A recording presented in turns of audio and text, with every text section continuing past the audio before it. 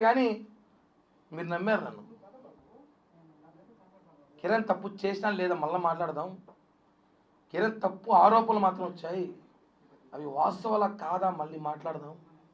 అతను వాయిస్ వినిపించాలి, అతను ఏం చెప్తున్నాడు వినాలి. ఒక సైడే మాట్లాడకూడదు ఎప్పుడు కూడా, రెండు పక్కలు వినాలని చెప్పి తిరుపతి మీడియా చూపించిందండి. హ్యాట్స్ ఆఫ్, నిజంగా చెప్తున్నాను. మీరు కానీ లేకపోయి ఉంటే నిజంగా కిరణ్ రాయల్ అనే వ్యక్తి ఈరోజు ఫోటోలు పూలమాలేసి కూర్చునేవాడు. మనము వాస్తవం చెప్తున్నాం. అంత ఇబ్బంది పెట్టారు నన్ను మానసికంగా, నా కుటుంబాన్ని, నా చిన్న పాపని, కులాన్ని. 20 సంవత్సరాల తిరుపతి రాజకీయాల్లో కిరణ్ రాయల్ అనేవాడు మాత్రం బలిజోడు. మొన్న వచ్చేసరికి సమస్య వచ్చేసరికి కిరణ్ రాయల్ బలిజోడు కాదని చెప్పి వైసీపీ నేతలు మాట్లాడటం. ఎన్ని విధాలుగా వ్యాపారాలు అంటాడు, ఒకడు రకరకాలుగా అంటాడు. నేను ఒకటి అడుగుతున్నాను, తిరుపతి ప్రజలు కూడా తెలుసుకోవాలి విషయం ఏమంటే, ఒక సామాన్యుడు రాజకీయాలు తిరుపతిలో చేయకూడదా? అబ్బా కొడుకులు, మామ అల్లుళ్ళు, బావా బామర్దులు, అత్త అల్లుళ్ళు రాజకీయాలు చేయాలి. ఒక సామాన్యుడు ఒక రోడ్డు పైన వ్యాపారం చేసుకున్నాడు కావచ్చు, ఏదో వ్యాపారాలు చేసుకున్నాడు కావచ్చు, చిన్నపాటి ఉద్యోగస్తుడు కావచ్చు, వాడు రాజకీయాలు చేయకూడదని చెప్పి చరిత్రాంగ రాజ్యాంగం ఉంటే చెప్పండి రా బాబు, రాజకీయాలు ఆపేసేది వ్యాపారాలు చేసుకుంటాం. రాజకీయాలు చేయని ఖచ్చితంగా వస్తే మానసికంగా మనిషిని తొక్కుతారా? అంటే మీరు చేసింది ఆరోపణలో కుట్ర కిరణ్ రాయల్ మీద కాదు, ఒక కులం మీద. తిరుపతిలో కాపులు ఎదగకూడదా? అంటే ఏంటి? గత ఎన్నికల్లో 63,000తో మేము గెలిపించినామని చెప్పి తిరుపతిలో కాపులు ఎవరైతే లీడింగ్లో ఉన్నారో, పవర్ఫుల్గా ఉన్నారో, ఎవరైతే జనంలో ఉంటారో వాళ్ళని ఒక్కొక్కటిగా తొక్కాలని చెప్పి మీరు చూస్తారండి, రకరకాలుగా ప్రయత్నాలు చేస్తున్నారు. అంటే ఎట్ట అగ్రకులాలలో మేము కాపులు ఉండకూడదా, రాజకీయాల్లో కాపులు ఉండకూడదా, బలిజలు ఉండకూడదా, ఉంటే వాడిని ఏ విధంగా తొక్కాలే ప్రయత్నం చేస్తారా? నేను మొదటి రోజు చెప్తున్నాను, అది ఓన్లీ కేవలం ఆ మహిళకు నాకు ఆర్థిక లావాదేవీలు మాత్రమే ఉన్నాయి. అందరికీ ఇప్పుడు ఇక్కడ ఎంతమందికి అప్పులు లేవు? మీకు అప్పులు లేవా? ఈ తిరుపతిలో ఎవరికి అప్పులే లేవా? అందరూ నిజాయితీగా డబ్బులు తీసేసుకుని పర్ఫెక్ట్గా కట్టేవాళ్ళు చెప్పండి, సన్మానం చేస్తే ఇంటికి వచ్చి. అప్పులు, ఆర్థిక లావాదేవీలు, వ్యాపారాలు వేరండి. దాంట్లో ఉన్న లావాదేవీలు, గొడవలు జరుగుతాయి, డబ్బులు తీసుకున్నప్పుడు జరుగుతారు. తీసుకున్నప్పుడు ఒకరోజు సమయానికి ఇవ్వలేకపోతాం, ఒక నెల ఇవ్వలేకపోతాం, ఒక సంవత్సరం ఇవ్వలేకపోతాం. అది ఆర్థిక లావాదేవీలు తీసుకొచ్చి ఆ మహిళని పాపం రాజకీయ నాయకులు వాడుకోవడం కరెక్ట్ కాదని మొదలే చెప్పాను నేను. ఒక అమ్మాయి రాజకీయాలు లాక్కండి, అది ఆర్థిక లావాదేవీలు మేము సెట్ చేసుకుంటాం, మాట్లాడుతున్నారు, సెటిల్ అవుతుంది. అంతేగాని ఆమెను తీసుకొచ్చి నువ్వు ఇలా చెబితే మేము డబ్బులు నీకు ఇస్తాం, నువ్వు ఇలా కిరణ్ రాయల్ పైన మాట్లాడితే నీ ఆర్థిక ఇబ్బందులు తొలగిస్తాం, కిరణ్ రాయల్ మానసికంగా ఏడిపిస్తే నీకు సెటిల్ చేస్తాం, నీ కొడుకు సెటిల్ చేస్తాం అని చెప్పి రాజకీయ ట్రాప్లో ఆమెను ఇరికించాను. గతంలో చెప్పా, ఇప్పుడు చెప్పా, ఇక చెప్పను కూడా, ఎందుకంటే ఆ ఇష్యూ క్లోజ్ అయిపోయింది కాబట్టి. తను ప్రెస్ మీట్ పెట్టి చెప్పడం, కోర్టులో కేసులను వాపస్ తీసేసుకోవడం, ఇవన్నీ కూడా చెప్తాను కదా.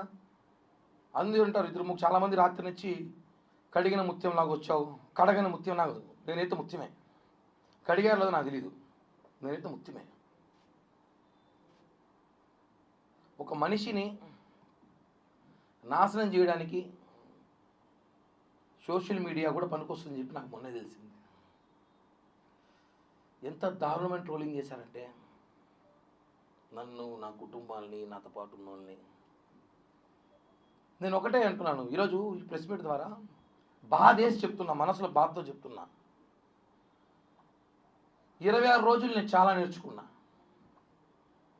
దయచేసి ఇంకెవరైనా జీవితంలో రాజకీయాలు చేయాలన్నా, వేరే వ్యాపారాలు చేయాలన్నా పక్కన వాళ్ళకి చెప్పకండి, అస్సలు నమ్మకండి.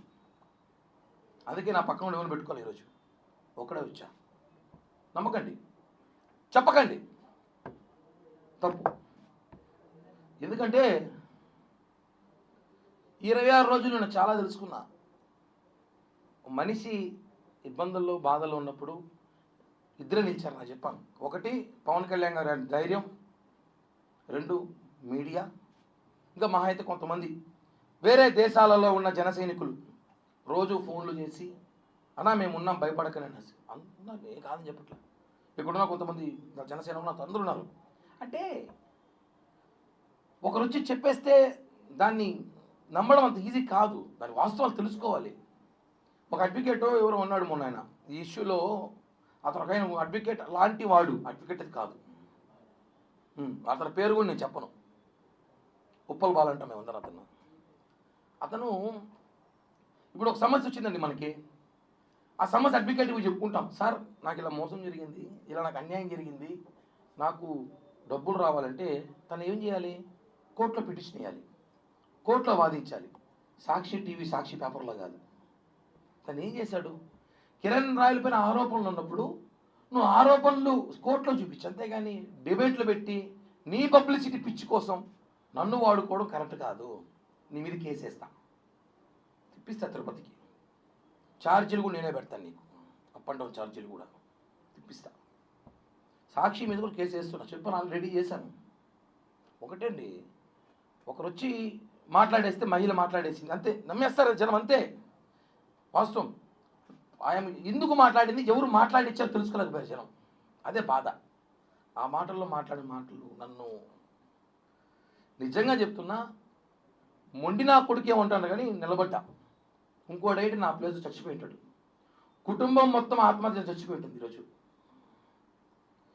నేను చాలా గట్టిగా నిలబడ్డా, మీకు తెలీదు, కేవలం ఈ రోజు కోసమే, నా క్లీన్ చిట్తో నేను బయటికి రావాలని చెప్పి నిలబడ్డా. సమయం పట్టింది, ఎక్కువ రోజులు పట్టలేదు. తప్పులు ప్రపంచంలో కిరణ్ రాయలు తప్ప ఇంకెవడో తప్పు చేసాడు లేడయ్యా, నా గురించే దేశం అంతా మాట్లాడుకుంది. కరెక్ట్ కాదండి, వాస్తవాలు తెలుసుకోండి, ఏం జరుగుతుందో ఏంటో. ఆవేశంలో ఆవిడ కూడా నా మీద చాలా మాట్లాడింది, నేను కూడా చాలా మాట్లాడా, అవన్నీ ఒక స్టాండర్డ్ కూర్చొని పోతా ఉంటాయి, కోపంలో రకరకాల మాట్లాడుతుంటారు, అవన్నీ కామన్. అవి ఆర్థిక లావాదేవీలు గతం నుంచి ఎన్నోదో చెప్పా, దాని మీద రాజకీయం చేయొద్దనేసి బాధాకరం వేస్తుందన్న.